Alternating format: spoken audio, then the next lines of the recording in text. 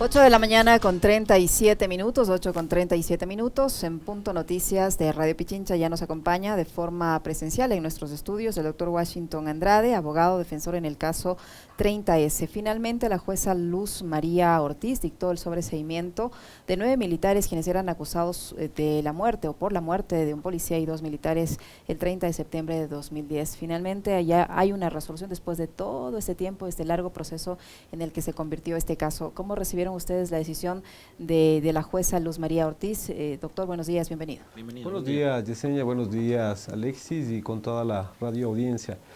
Bueno, efectivamente, mis defendidos obviamente saltaron de alegría realmente, porque ha sido un vía crucis de más de 3 años. Ellos fueron vinculados en el año 2020, fueron vinculados a último momento, y extrañamente acusados de la muerte de sus propios compañeros. Recordemos que ahí también fallecieron el sargento Cortés y también el soldado Panchi. Pero en este proceso, de manera bizarra, se les estaba acusando incluso de la muerte de sus propios compañeros. Es así que nosotros esperábamos realmente este fallo, porque habíamos trabajado en el proceso con el objeto de ¿qué? De determinar que no existía responsabilidad penal individual, que esa es la base en todo proceso penal. Es decir, no se puede juzgar en grupo, en masa, y sin determinar una responsabilidad, una participación individual. Y en este proceso se pretendía hacer eso. Todo con un sesgo político bastante marcado, es decir, donde se ha pretendido posicionar que el 30S se trataba de una farsa, como se dice vulgarmente, de un tongo, y así ha sido la tesis de la Fiscalía. Tanto así que en este proceso Fiscalía dispuso que se haga una reconstrucción de hechos solicitada también por nosotros, pero desde las 7 de la mañana, es decir, desde las 7 de la mañana para empezar la reconstrucción de los hechos en la Brigada de Fuerzas Especiales Patria en la Tacunga. Y claro, ¿cuál era el objeto? El objeto era clarísimo: tratar de determinar que se había fraguado ya la intervención de las fuerzas especiales, de las Fuerzas Armadas, desde las 7 de la mañana, es decir, antes de que se produzca la crisis, antes de que incluso se dicte el decreto de estado de excepción. Esa fue la teoría. Por eso es que nosotros nos pronunciamos y lo dijimos públicamente, que este auto determina la veracidad del 30S, y además la legitimidad de la intervención de las Fuerzas Armadas en este conflicto interno que lamentablemente se dio en el 2010, ¿no? ¿Por qué llegar, primero, bienvenido doctor, qué gusto tenerle acá, ¿por qué llegar a esto 13 años después? Y yo quisiera partir de un hecho. A mí me correspondió estar en cobertura ese día, en la avenida Mariana de Jesús, en los exteriores del antiguo regimiento Quito, del hospital de la policía, etcétera, etcétera, después en la asamblea y más tarde en la Plaza Grande. Yo recuerdo bien, y ahí quizás las primeras diligencias no fueron las que se esperaba. ¿Cómo se determina 13 años después la responsabilidad o la inocencia de alguien con un caso que ha sido tan manoseado como este? Bueno, realmente hubieron muchas fallas desde el punto de vista investigativo, pero aquí volvemos a esta parte que termina siendo una falencia de nuestro sistema procesal penal y de la parte de investigación. Es decir, que la policía termine siendo juez y parte en cuanto a las investigaciones. Es decir, ahí vemos de que a quienes les tocaba investigar, a sus propios compañeros, e incluso investigarse a sí mismos, porque recordemos que los hechos se dieron en criminalística, en las inmediaciones donde se encuentra criminalística de la Policía Nacional, la Policía Judicial, evidentemente comportaba el hecho de que varios indicios y varias líneas investigativas obviamente se sesguen y que se omitan tratar de llegar a la verdad, sino básicamente direccionar. Y finalmente, años después, lo que se direccionó es a acusarles a quienes realmente cumplieron su función, donde no se rompió la cadena de mando, que es en las Fuerzas Armadas, y donde cumplieron esta misión constitucional de salvar la democracia. Porque recordemos también que ¿qué pasaba si es que las Fuerzas Armadas no cumplían? El presidente se encontraba retenido con riesgo a su vida. Los medios tecnológicos evidentemente permitían que él se pueda comunicar. Es decir, esto no tiene nada que ver con que no se encontraba retenido. Se encontraba retenido y se encontraba con riesgo a su vida. Y eso nosotros logramos determinar dentro de este proceso.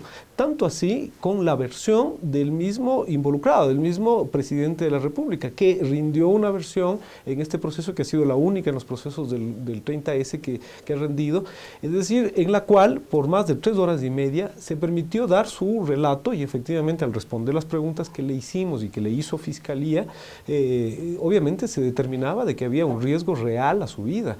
No obstante, aquí debo recalcar lo siguiente, es decir, el abogado de uno de los familiares de las víctimas, el doctor Romero, y otros colegas que contradictoriamente sostenían que hacían la defensa, pero sin embargo sostenían de que se trataba de un tongo, de una farsa, lo cual era terminar haciéndose un harakiri, es decir, sostener que se trataba de un tongo y defender la inocencia es como una contradicción absurda.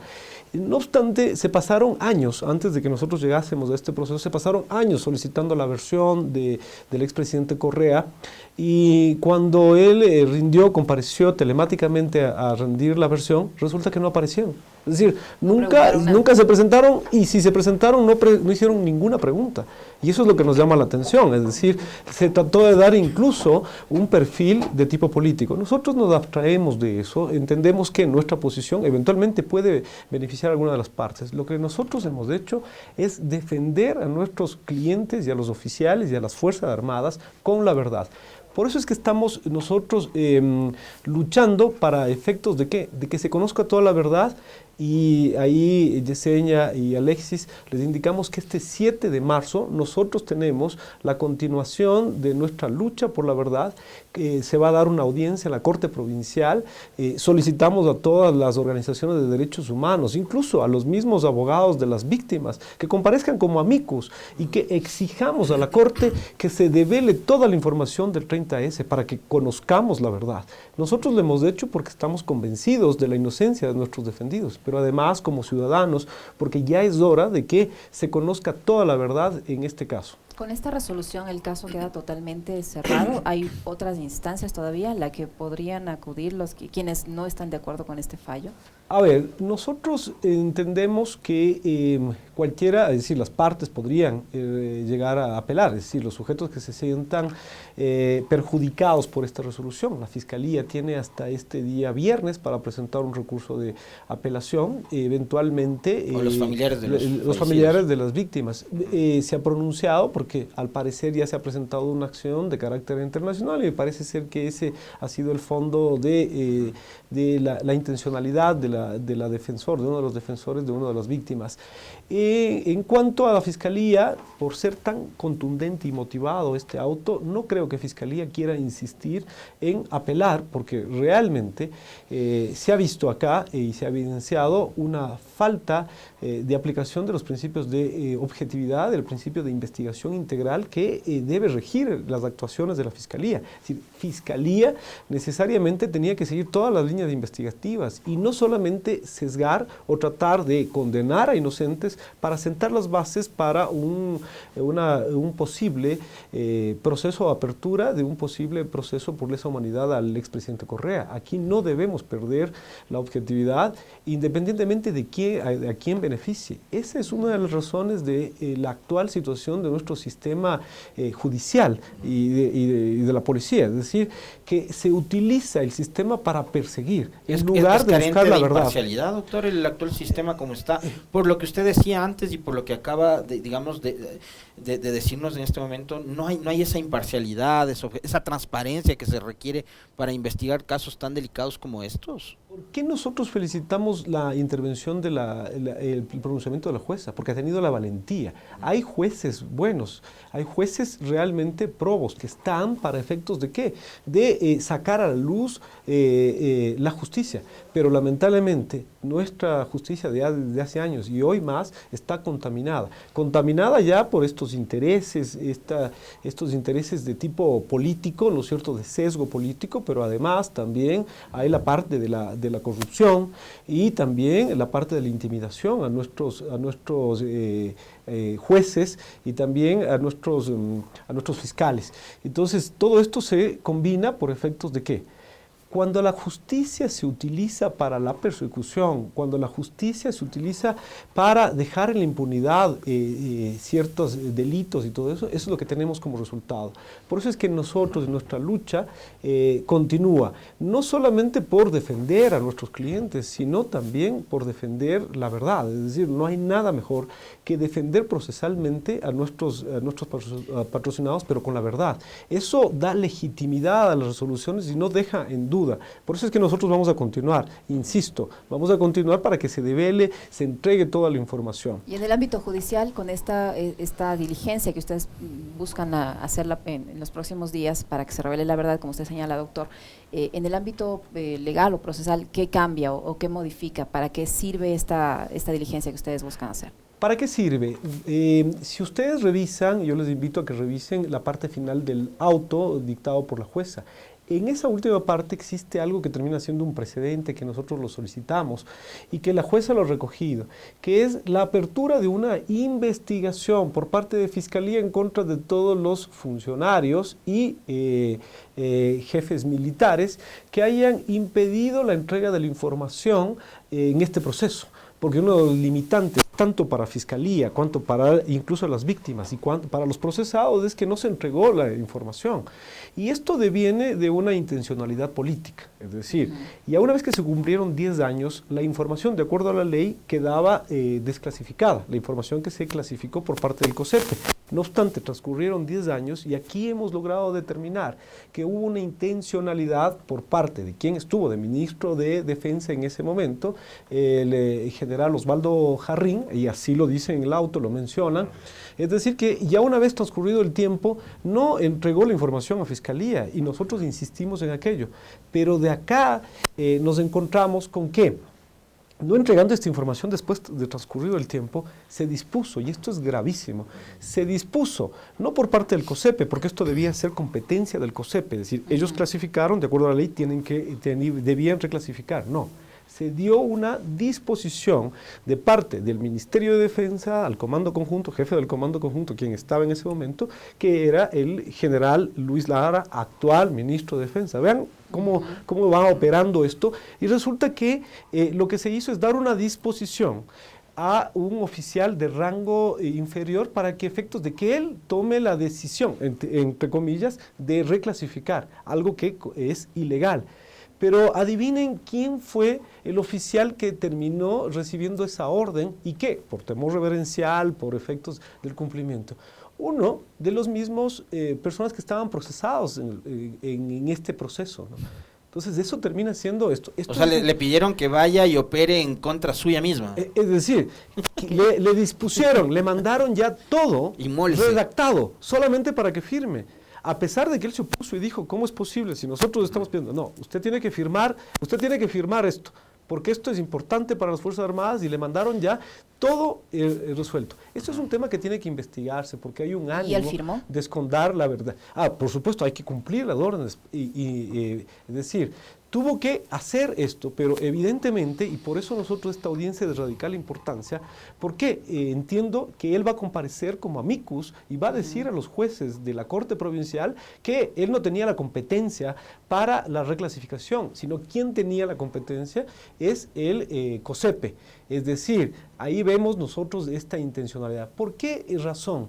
Porque recordemos que cuando se posicionó el presidente Lasso, conjuntamente con el asambleísta Villavicencio, es decir, se rasgaron las vestiduras y dijeron que van a desclasificar toda la información del 30S. Nosotros tenemos un video, nosotros le tomamos la palabra inclusive, pero parece ser que al revisar la información no les convino políticamente y ya dejaron ese discurso. Y en lugar de abrirla, la reclasificaron. Exacto, la volvieron, no.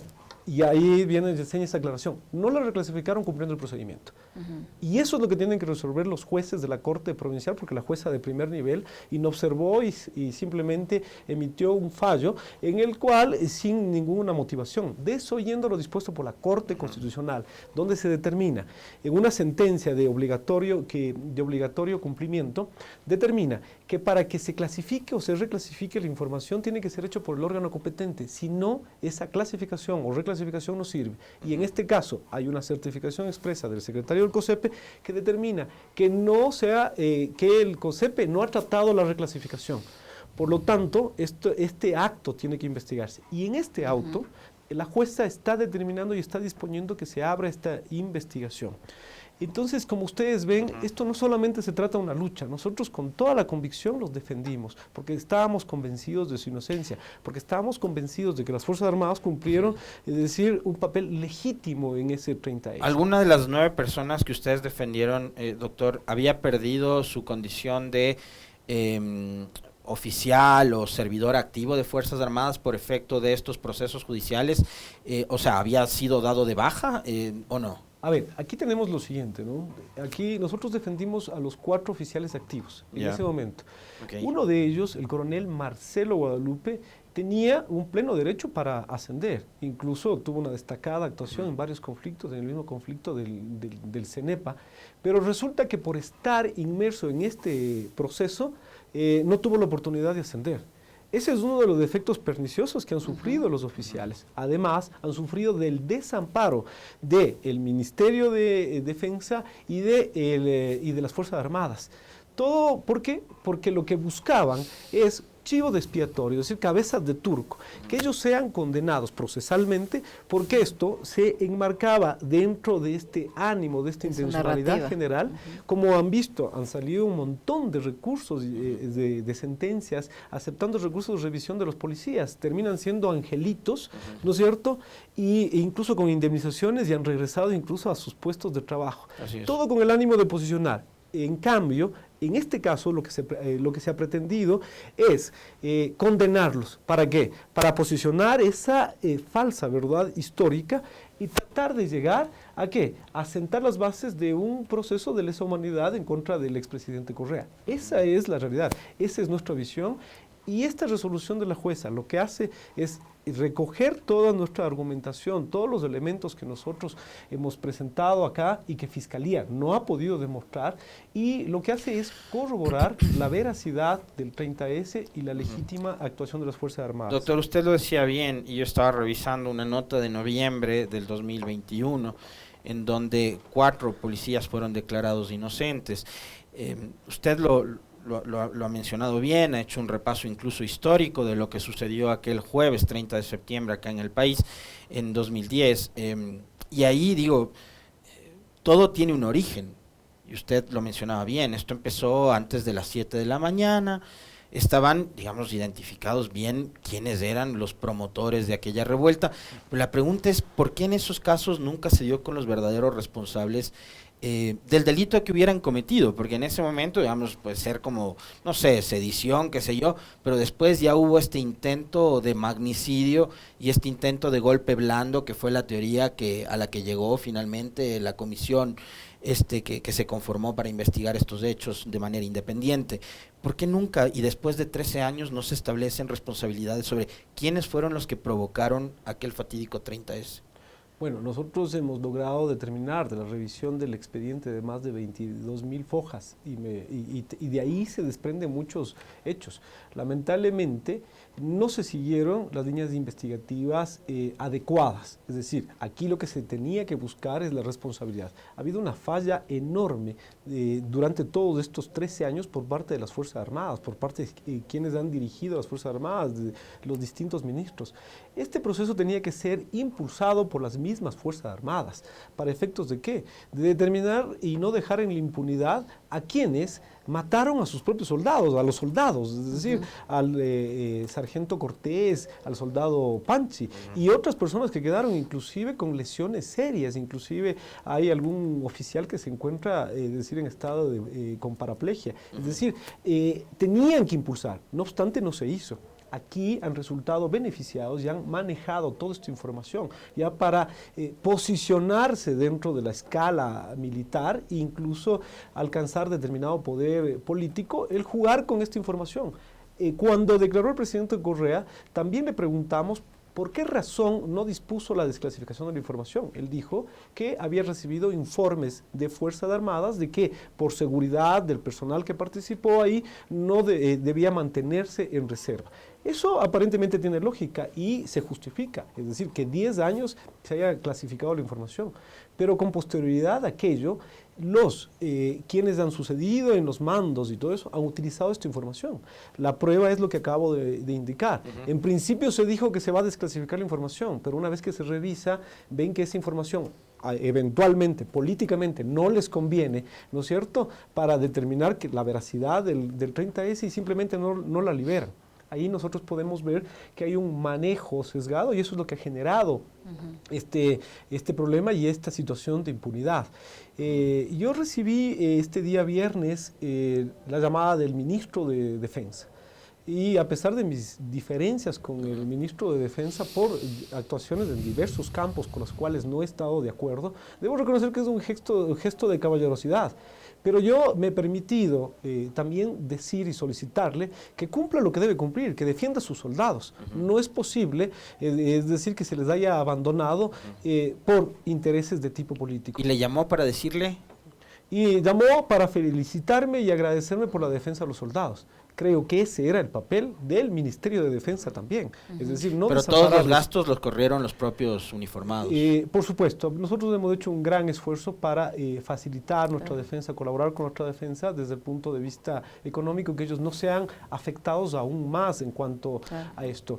¿Las Fuerzas Armadas, se puede decir, doctor, abandonaron a estos oficiales durante todo este proceso? Ellos se han sentido abandonados, tanto así que el pasado 30 de septiembre, cuando se organizó un evento por parte de los señores oficiales para efectos de hacer un homenaje póstumo a los soldados caídos en la zona donde ocurrieron los hechos, cursamos invitaciones al ministro de Defensa, al jefe del Comando Conjunto, al comandante del Ejército, y simplemente se excusaron. Pero no solo que se excusaron, sino que además de eso prohibieron que intervenga personal militar en ese evento y además les prohibieron e impidieron de que los oficiales activos que estaban involucrados en el proceso asistan a este evento. Ya ustedes pueden darse cuenta que ahí, claro, hay esta intencionalidad. Por eso es que esperamos nosotros que se reflexione, que reflexionen en el interior de las Fuerzas Armadas, porque no es posible que se abandone así a sus propios soldados. Es necesario rectificar y por efectos, intereses políticos incluso se pone en riesgo el prestigio de las mismas Fuerzas Armadas y su legítima actuación. Debo contarles también que recibí la llamada del papá del soldado Panchi. Realmente me llamó desconcertado y me dijo, doctor, ¿y ahora qué va a pasar? ¿Cómo es posible que quede esto en impunidad? Evidentemente mi posición, a pesar de mi solidaridad, obviamente desde el punto de vista procesal, no puedo darle ningún consejo de tipo procesal, pero sí me llamó la atención de que quienes han estado representando a las víctimas no hayan seguido realmente y no hayan hecho lo que tenían que hacer, es decir, seguir líneas investigativas objetivas para determinar responsabilidades, ¿no?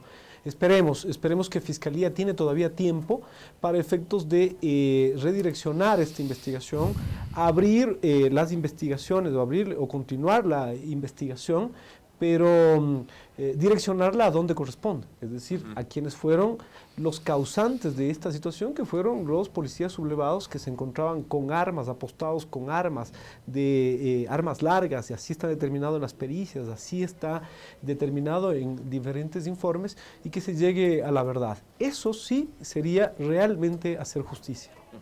Muchísimas gracias, doctor Andrade, muy amable por habernos acompañado. Gracias. Muchas gracias a ustedes, siempre las órdenes. No sé si tenemos ya el video listo, le preguntamos a la Meli como para cerrar con eso, vamos a esperar unos segunditos nada más, y de paso también ver si es que el doctor Andrade quiere hacer una reflexión o un comentario sobre esto, porque hace minutos nada más, hace 5 minutos, la Fiscalía General del Estado ha publicado en sus redes sociales: urgente caso Sinohydro, Fiscalía solicita fecha y hora para formular cargos contra 37 personas por presunto cohecho relacionado con el proyecto hidroeléctrico Coca-Cola Sinclair, conocido como caso INA Papers. Es decir, la Fiscalía procesará por cohecho al expresidente Lenín Moreno, a su esposa, Rocío González, me parece que se llama la señora, y a su hija. ¿Podemos rodar el video de la fiscal, por favor? La doctora Diana Salazar.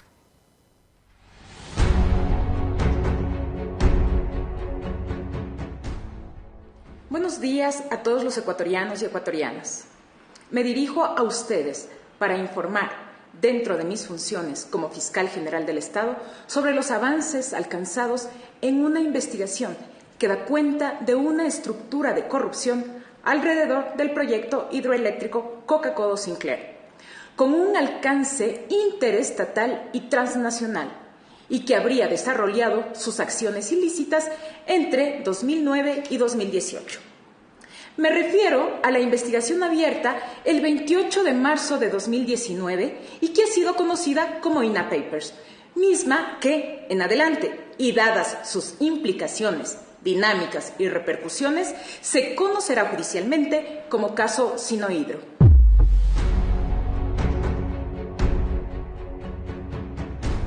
El día de hoy hemos pedido a la Corte Nacional de Justicia fijar fecha y hora para la realización de la audiencia de formulación de cargos por el presunto delito de cohecho en contra de decenas de personas, entre ellas el ex vicepresidente de la República, Lenín Voltaire M., su esposa y una de las hijas de ambos, además de 2 hermanos y 2 cuñadas del primero. Javier José M., Conto Augusto P., 4 de sus hijos y otros familiares. 2 exgerentes, general y técnico de Coca-Codo Sinclair y la esposa de uno de ellos. El ex embajador chino Kai R. y Yang H., ambos, en su momento, representantes legales de Sinohydro.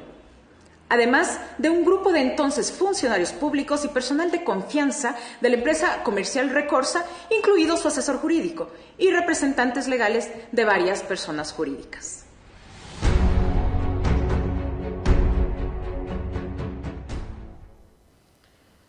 Bien, ahí tenemos, serán 37 personas, como decíamos hace un momento, entre ellos Lenny Moreno, su esposa y una de sus hijas procesados. Un comentario breve, doctor, sobre esta última noticia.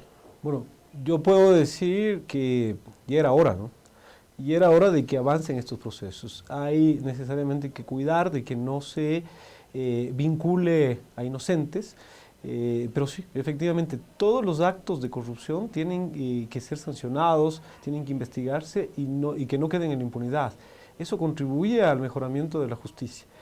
Ojalá se avancen acá porque hay muchos actos de corrupción que se han cometido ya en el gobierno de Lenín Moreno y en este mismo, ¿no? Entonces esperemos que se actúe de esa forma y se actúe con objetividad.